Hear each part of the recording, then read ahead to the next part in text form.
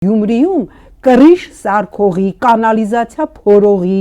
ասֆալտ փռողի ընտրություն տեղի չի ունեցել։ Գյումրեցին քվեարկել է իր բաժին ոչը,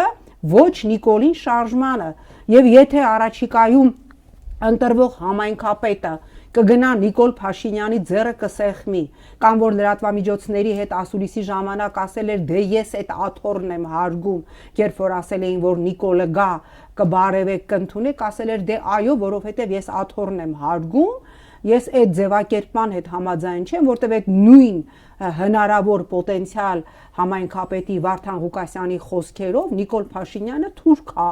Եվ եթե այդ աթոռին նստում է թուրքը, ոնց ես դու այդ աթոռը հարգում։ Այսինքն ես ուզում եմ, որ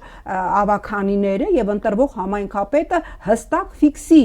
իրան չեն ընտրել Գյումրիում ասֆալտ փռելու, բիտում կշռելու կամ կանալիզացիայի զասարենին բացելու համար։